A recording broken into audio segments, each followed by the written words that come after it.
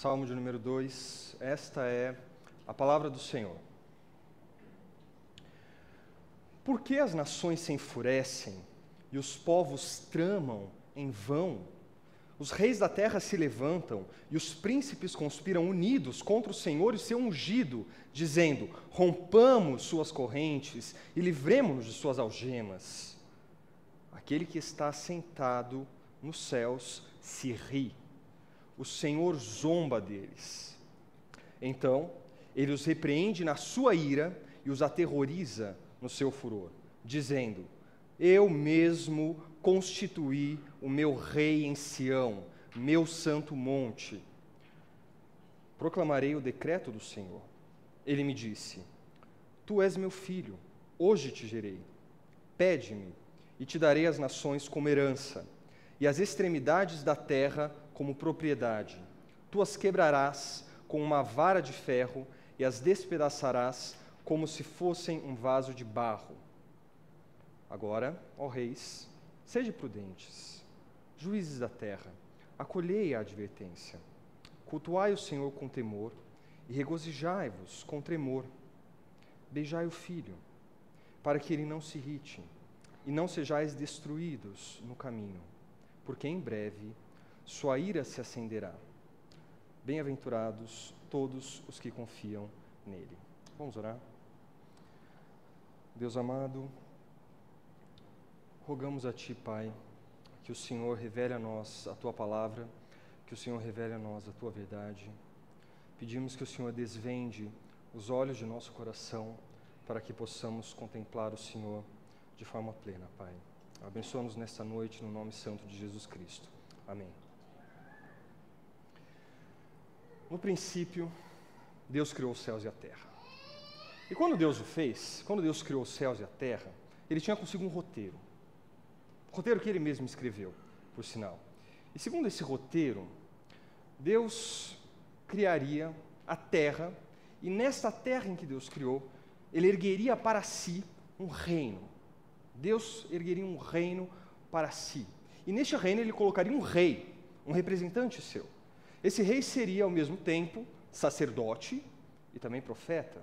Ele seria sacerdote na medida em que ele intermediaria as relações entre os homens que habitariam nesse reino e Deus.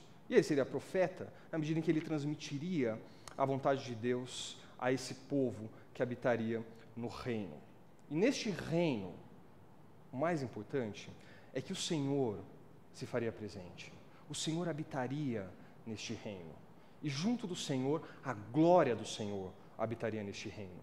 E a glória do Senhor ocuparia este reino. A glória do Senhor transbordaria as fronteiras desse reino, de tal sorte que esse reino se alargaria e tomaria os 4 cantos do mundo, formando um só reino na terra que Deus criou. E o resultado disso seria um reino com um rei, um profeta, um sacerdote, um povo, uma nação, uma glória sendo prestada a um único Deus.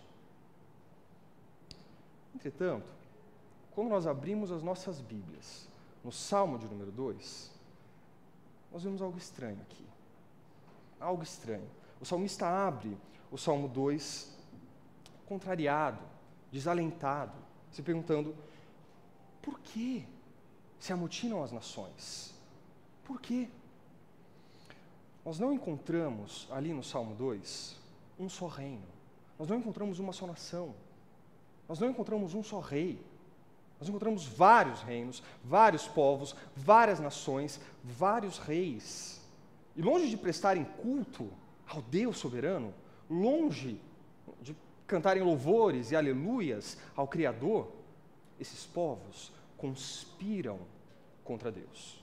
Essas nações, esses reis, tramam contra o Senhor. Houve um desvio no roteiro de Deus, mas esse desvio também estava previsto, como nós veremos. Só que esse desvio, ele cingiu a humanidade em duas. Esse desvio rasgou a humanidade em duas, porque esse desvio foi o pecado. E o pecado criou, nós vimos no Salmo de número 1, há 3 semanas atrás, o pecado criou 2 tipos de homem. O pecado criou o ímpio e o bem-aventurado. O pecado criou aquele que segue o caminho do ímpio, o caminho da ruína, o caminho da perdição, e aquele que segue o caminho da justiça, pela graça de Deus. O que nós vamos ver hoje, no Salmo de número 2, é o destino deste homem que seguiu o caminho do ímpio. É onde vai dar a ruína deste homem, do Salmo de número 1, que percorreu o caminho do ímpio. E ao mesmo tempo nós veremos também, de forma um pouco mais clara, qual é o destino do bem-aventurado, qual é o destino do justo. Em especial, nós veremos no Salmo 2 que o roteiro de Deus não foi descartado e que o roteiro de Deus não foi rasurado. O roteiro de Deus prevalece e prevalecerá. Quatro vozes se erguem neste salmo. Quatro vozes tomam a fala, quatro vozes tomam a palavra no salmo de número 2. E a primeira voz que nós ouvimos neste salmo é a voz do mundo. Nos primeiros 2 versículos, no começo do salmo, Davi começa retratando a postura do mundo em relação a Deus. Como é que essas nações, esses povos, esses reinos, esses príncipes se colocam diante do Senhor. E vejam a forma como Davi coloca a postura dessas nações. Davi diz que essas nações se enfurecem contra Deus. Essas nações tramam contra Deus. Essas nações se levantam contra Deus. Elas conspiram contra Deus. E elas estão unidas nessa conspiração. Há uma harmonia na conspiração e na trama dessas nações contra Deus. E no versículo 3, essas nações soltam a voz que elas têm dentro do seu coração. E a voz das nações, a voz do mundo, é um grito. A voz do mundo é um grito indecoroso, é um grito desrespeitoso ao Senhor. O versículo 1 diz: os povos tramam em vão. Os povos tramam em vão. Dizendo, versículo 2 e 3, dizendo, rompamos suas correntes e livremo-nos de suas algemas. Portanto, a fala desses conspiradores, no versículo de número 3, é um resultado da sua trama, no versículo de número 1. É o resultado da sua conspiração, no versículo de número 1. E a palavra tramam, aqui usada pelo salmista, é a mesma palavra, o mesmo verbo em hebraico que ele usou no Salmo de número 1, versículo de número 2, para dizer que o bem-aventurado medita dia e noite na lei do Senhor. O bem-aventurado medita dia e noite na lei do Senhor. O bem-aventurado saboreia dia e noite a lei do Senhor. Enquanto isso, o ímpio degusta noite e dia o veneno e o fel daqueles que conspiram contra o Senhor. Se o bem-aventurado é aquele que se deleita, se o bem-aventurado é aquele que se regozija na lei do Senhor, o ímpio é aquele que trama contra a lei do Senhor. O versículo 3 conclama os povos das nações a romperem as correntes de Deus, a romperem as algemas de Deus. Mas que correntes? Que algemas? A lei do Senhor, aquela que é santa, justa e boa, a lei do Senhor, são as algemas, são as correntes, são os grilhões para aqueles que se rebelam contra Deus, não para os justos, para os que se rebelam contra Deus. A lei é uma algema e a lei é um grilhão. O mundo rejeita a Deus. Isso é um grito de guerra, é um grito de guerra, de desobediência à lei do Senhor. O mundo rejeita a Deus e o mundo trama contra Deus. Mas reparem que o mundo, ele não trama só contra Deus, ele trama também contra o ungido de Deus. O versículo 2 diz: os príncipes conspiram unidos contra o Senhor e seu ungido. Ora, quem é o ungido do Senhor? Talvez Davi, talvez o próprio Davi. Era um costume em Israel ungir os reis na cerimônia da sua entronização. Talvez este salmo tenha sido um salmo composto para a entronização de Davi em Israel. Talvez Davi.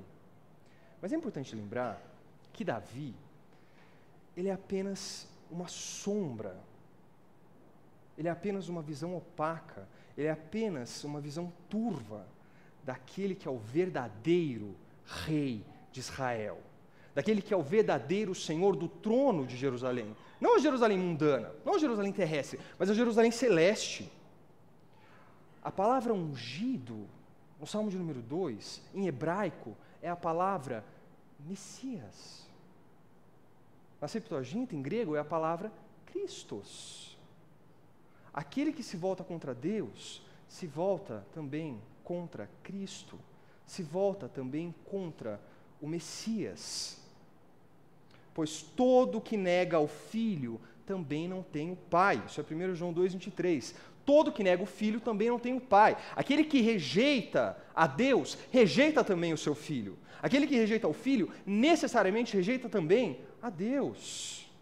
Não é possível amar o Filho e odiar ao Pai, odiar ao Filho e amar ao Pai. Isso é impossível. Aquele que nega o Filho, nega também o Pai. Portanto, esta é a postura do ímpio, que nós vimos lá no Salmo de número 1. Esse é o caminho que o ímpio segue, né, naquela espiral, né, descendente da ruína que nós vimos no Salmo de número 1. Né? Primeiro o ímpio para diante do pecado, e depois ele dá ouvido ao pecado, e depois ele se assenta com os pecadores, ele comunga com os pecadores, ele vai descendo essa escada da ruína, da perdição. E onde é que ele para? Onde é que chega o ímpio do Salmo 1? Ele chega aqui, na rebelião contra o Messias, na rebelião contra o Senhor e contra o seu ungido. Esse é o resultado da rebeldia, esse é o resultado do pecado. Quando esses homens se assentam, quando eles comem, quando eles comungam, sobre o que é que eles conversam? Eles tramam contra o Senhor e contra o seu ungido. E a igreja apostólica sabia disso. A igreja de Atos dos Apóstolos, a igreja que ainda ali engatinhava, sabia disso, ela viveu isso.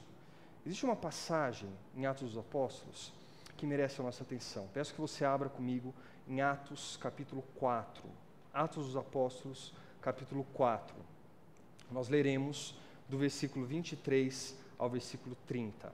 Atos capítulo 4, dos versículos 23 a 30. Diz assim a palavra do Senhor. Esse é um contexto em que Pedro e João estavam presos e depois eles foram soltos. A palavra diz o seguinte: depois de soltos, foram para os seus companheiros e lhes contaram tudo o que os principais sacerdotes e líderes religiosos lhes haviam falado. Ao ouvirem isso, todos juntos elevaram a voz a Deus, dizendo: Senhor, Tu que fizeste o céu, a terra, o mar e tudo que neles há, que pelo Espírito Santo disseste pela boca de nosso pai Davi, teu servo, porque os gentios se enfureceram e os povos imaginaram coisas vãs. Os reis da terra levantaram-se e as autoridades aliaram-se contra o Senhor e contra o seu ungido. Pois nesta cidade eles de fato se aliaram contra o teu santo servo Jesus, a quem ungiste, não só Herodes, mas também Pôncio Pilatos com os gentios e os povos de Israel, para fazer tudo o que a tua mão e a tua vontade predeterminaram que se fizesse. Agora, pois, ó Senhor, olha para as suas ameaças e concede aos teus servos que falem a tua palavra com toda coragem, enquanto estendes a mão para curar e para realizar sinais e feitos extraordinários pelo nome de teu santo servo Jesus. Reconhecem? A igreja apostólica, no seu momento de perseguição, ela ergue a voz e ela ora o Salmo de número 2. Ela ergue a voz e ela canta o Salmo de número 2. Eles sabiam que as nações tramam contra Deus e que as nações tramam contra Cristo. A história da Bíblia é a história daqueles que tentam frustrar o plano de Deus, daqueles que tentam destruir o roteiro de Deus. Foi Roma, em comum com Israel, que pregou Jesus no madeiro. E antes disso, Herodes tramou contra a vida de Jesus desde o primeiro dia do seu nascimento. E antes disso, o faraó tentou eliminar os israelitas de onde desceriam, de onde viria a descendência do Messias. Tentaram tramar contra Davi, de onde descenderia o Messias. Houve inimizade entre Esaú e Jacó. Antes disso, os filhos de Deus foram seduzidos pelos filhos dos homens, na terra, e mancharam a descendência prometida. E antes disso, Caim matou Abel. E antes disso, estava posta a inimizade entre a semente da mulher e a cabeça da serpente. Os povos tramam contra Deus e contra a sua semente prometida, desde Gênesis 3. Porque o destino das nações é na sola dos pés de Cristo. Os povos tramam contra Deus. Mas essa passagem de Atos, ela nos mostra algo precioso. Ela nos mostra algo precioso. Ela nos mostra que a igreja primitiva, angustiada nas suas tribulações, angustiada nas suas perseguições, ela lembrou-se de que a rebelião dos povos era uma profecia. A rebelião dos povos era uma profecia. Ela entendeu que Pilatos, Herodes, que os romanos estavam cumprindo essa profecia ao se voltar contra Cristo. E Cristo, aqui em Atos 4, é abertamente, é declaradamente o ungido do Senhor. Lá de Salmos 2. Ele é abertamente ungido do Senhor.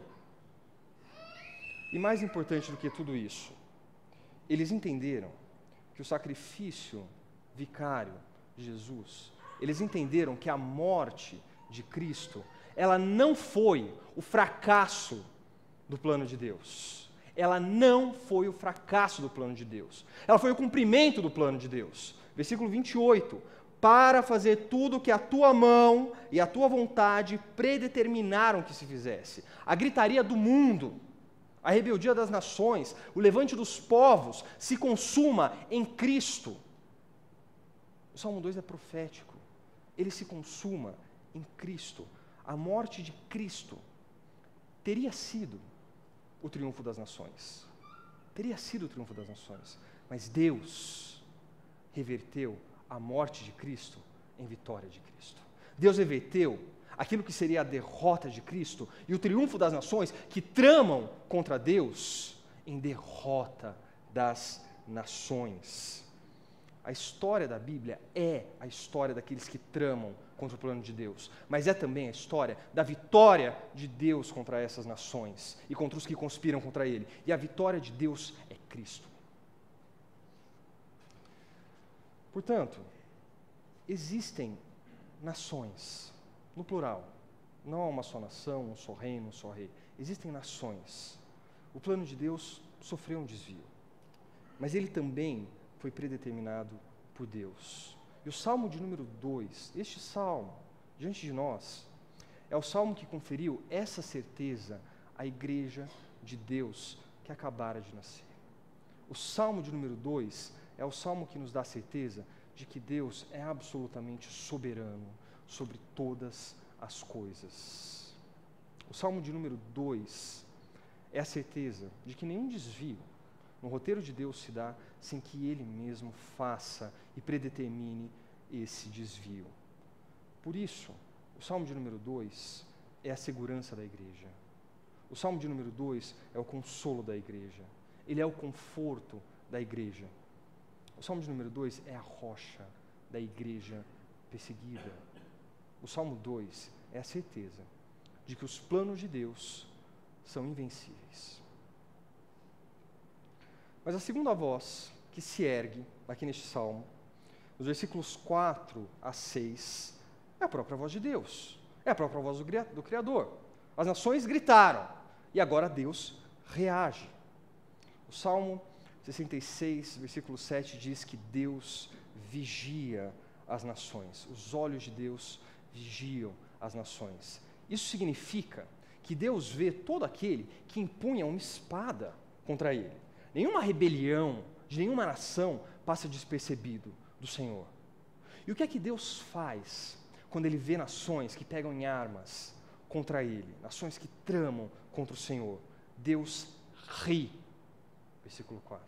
Deus ri. E Deus ri sentado. Deus ri sentado de seu trono. Deus não se levanta. Deus não se desespera. Deus ri e Deus zomba daqueles homens. Afinal de contas, por que se amotinam as nações? Se é em vão, se é inútil, é fútil. E é em vão, porque no versículo 6, Deus diz o seguinte: eu mesmo constituí o meu rei em Sião, no meu santo monte. Vejam bem, eu estabeleci o meu rei no meu santo monte. Eu mesmo o fiz. Quem resistirá ao decreto do Senhor? Qual é a nação que se colocará como obstáculo diante do Senhor e dos seus decretos? Aliás, o que são as nações para Deus? O que são as nações para Deus? Isaías responde isso para nós. No capítulo 40, versículo 15, Isaías diz o seguinte: na verdade, as nações são como a gota que sobra do balde. Para ele, são como o pó que resta na balança. Para ele, as ilhas não passam de um grão de areia, a gota que sobra do balde.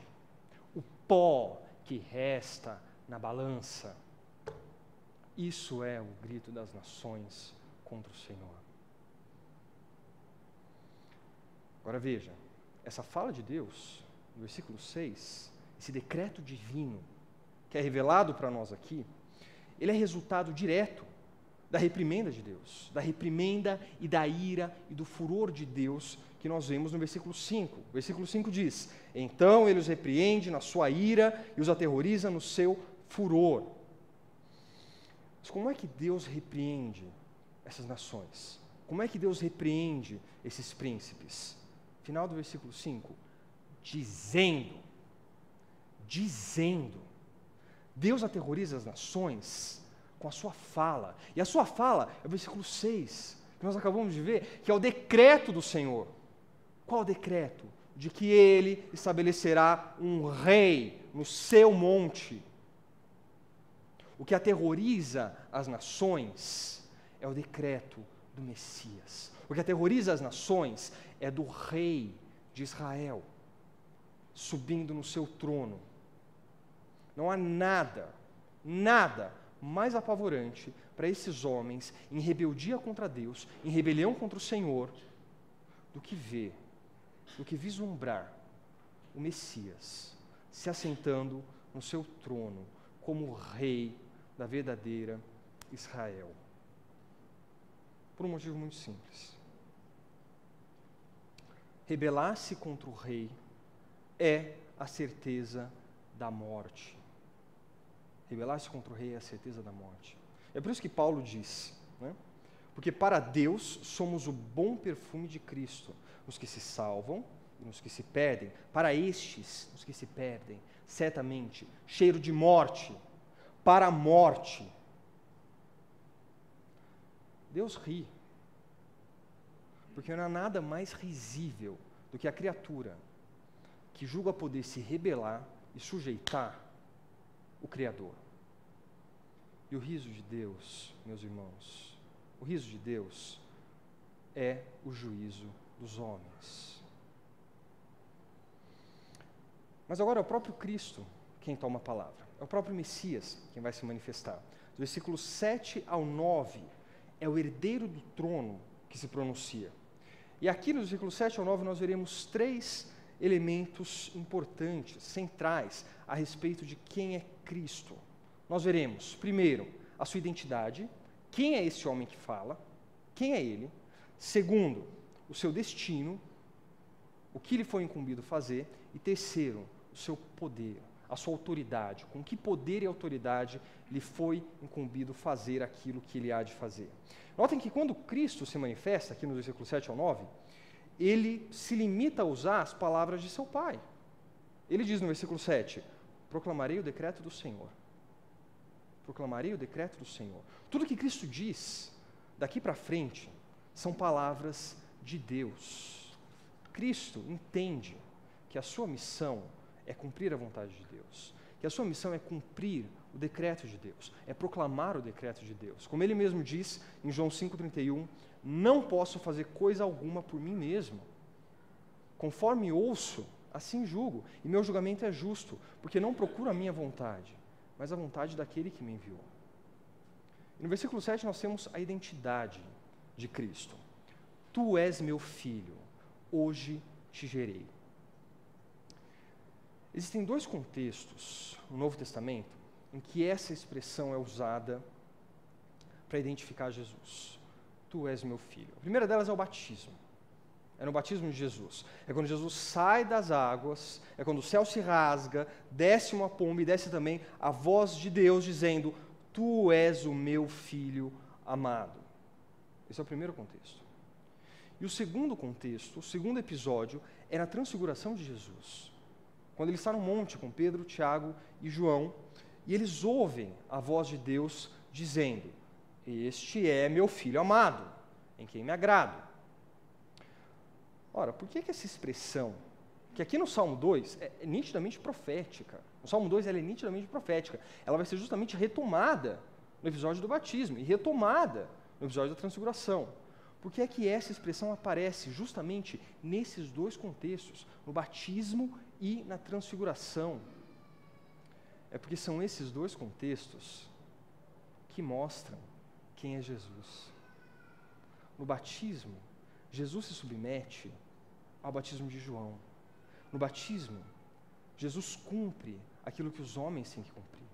Jesus se faz homem, Jesus se humilha, Jesus passa por tudo o que a lei demanda. Jesus é servo no batismo, mas na transfiguração, Jesus é glorioso. E ele também é glorioso. Jesus, nesses dois contextos, comprova que ele é servo sendo filho, e que ele é filho sendo servo. Ele mostra que ele é glorioso sendo filho, e ele é filho sendo glorioso. O Salmo 2 aponta para essas duas naturezas, para essas duas missões, para essas duas dimensões de quem é Jesus. Esse é o Cristo de que fala o Salmo de número 2, servo, mas também esplendoroso, mas também glorioso. O Jesus do Salmo 2 e o Jesus do batismo e da transfiguração mostra que Jesus tem essas duas missões. Ele é primeiro o servo sofredor, mas depois o leão destruidor. Na sequência nós vemos o destino de Jesus. Versículo 8. Pede-me e te darei as nações como herança e as extremidades da terra como propriedade. Em outras palavras, pede-me e serás rei. Pede-me e serás rei. Jesus será o rei que Adão não pôde ser. Deus criou Adão para ser aquele rei, aquele profeta, aquele sacerdote, mas Adão falhou. Adão falhou.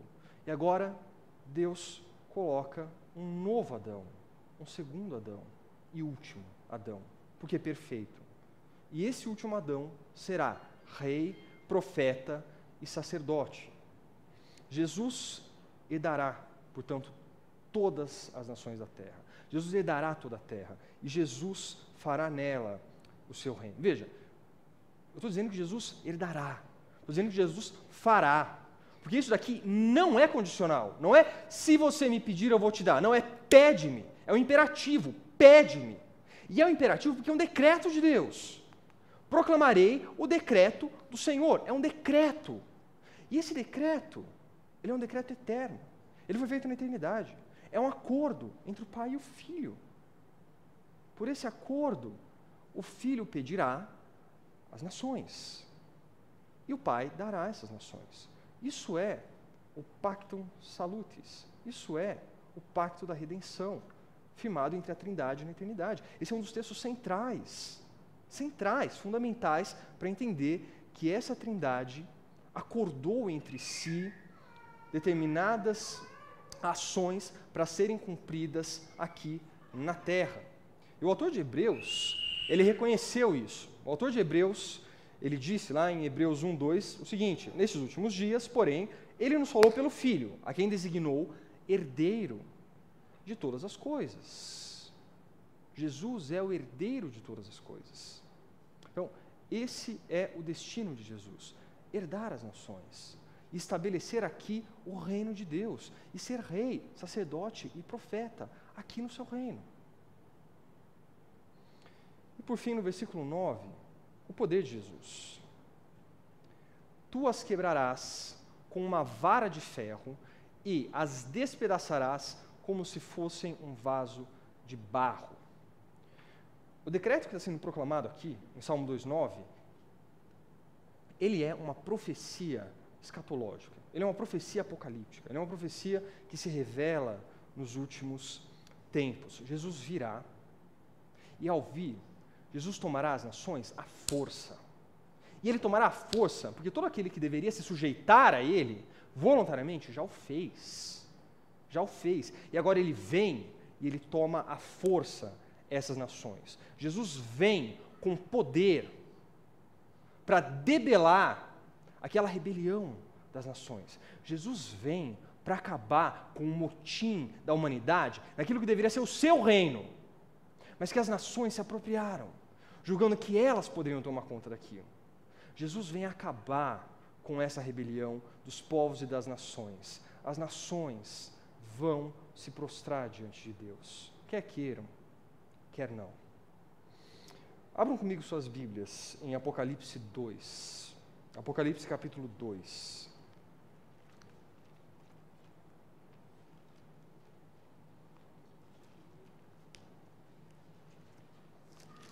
Em Apocalipse 2, a partir do versículo 18, nós temos a carta à igreja de Tiatira. E o versículo 18 diz o seguinte: escreve ao anjo da igreja em Tiatira, assim diz o Filho de Deus. O Filho de Deus. Quem é o Filho de Deus? Sabemos quem é o Filho de Deus. Sabemos por causa de Salmo 2. Isso aqui é uma referência direta ao Salmo 2.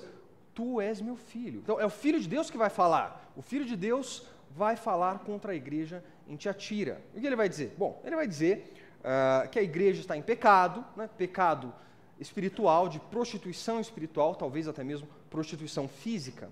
Mas Jesus também reconhece que existem ali aqueles que não se dobraram diante do pecado daquela igreja, que ele chama de pecado de Jezabel, dobraram diante de Jezabel.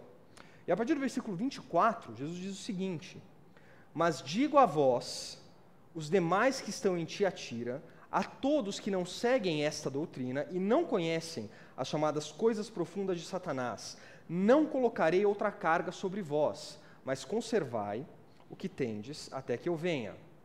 Ao vencedor e ao que continuar nas minhas obras até o fim, darei autoridade sobre as nações, assim como eu recebi a autoridade de meu Pai, e com o cetro de ferro as regerá, quebrando-as como são quebrados os vasos do oleiro. Isso aqui é um paralelo claro com o Salmo de número 2, versículo 9. Tu as quebrarás com uma vara de ferro e as despedaçarás como se fossem um vaso de barro. Então Jesus ecoa aqui claramente Apocalipse 2, Salmo 2. São palavras proféticas, o Salmo 2. Mas ele acrescenta um detalhe interessante aqui em Apocalipse. Um detalhe interessante. Aqui, não apenas Cristo toma o cetro, rege as nações, quebra aqueles que estão em rebelião contra ele, mas o seu povo se une a ele no domínio e na sujeição das nações. Afinal de contas, se ele é o nosso rei, ele é o nosso representante. E nós nos assentamos à mesa do Senhor no banquete da sua vitória. A última voz que se levanta aqui neste salmo é uma voz diferente daquilo que nós vimos até aqui. A primeira voz que nós vimos no salmo é o grito da rebeldia do mundo, do versículo 1 a 3. A segunda voz é o decreto do terror de Deus contra o mundo e da instituição do seu rei. Versículo 4 a 6. A terceira voz é a voz da sujeição do mundo por Cristo. Versículo 7 a 9. Mas a última voz que se manifesta aqui, ela destoa do que nós vimos. A última voz é uma voz doce, é uma voz aveludada. A última voz é uma voz pacífica, amorosa, convidativa. A última voz a se manifestar nesse salmo é a voz do Espírito Santo. E a voz do Espírito Santo é uma voz de alerta. Agora, ó reis, sede prudentes, juízes da terra, acolhei a advertência. Versículo 10. Estamos diante de uma palavra de prudência. O Espírito nos chama, agora, a uma calma ponderação, diante de tudo que nós vimos até aqui.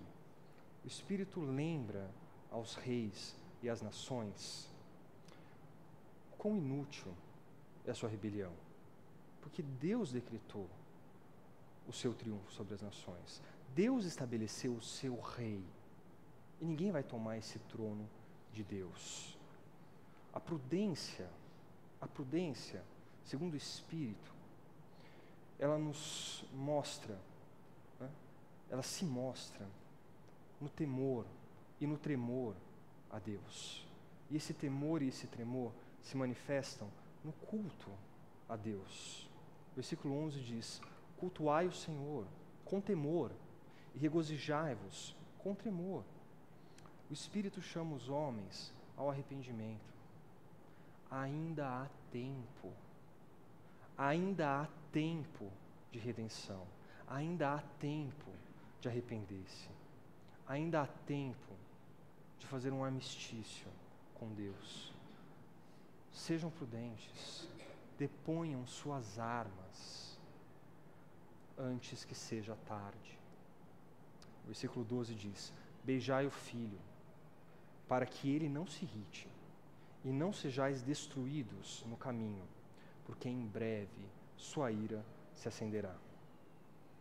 As palavras do Espírito são claras para todo aquele que compreendeu o roteiro de Deus, para todo aquele que compreendeu que a rebelião contra Deus é vã, e que o decreto de Deus prevalece e prevalecerá. Para todo aquele que compreendeu que Cristo sujeita as nações. Cristo reina. E eu não tenho como concluir de outra forma, senão proclamando as palavras do Espírito, não somente a reis, príncipes, nações, mas aos homens, a todos os homens, e a todos aqui hoje. Talvez você ainda esteja em rebeldia contra o Senhor. Talvez o seu coração seja um dos corações amotinados contra Deus, espalhados pelo mundo. E o convite do Espírito é que você esteja do lado certo do cetro de Cristo, que é ao lado do cabo, do lado certo da vara de Cristo, que é ao lado do cabo. O Salmo 1 começa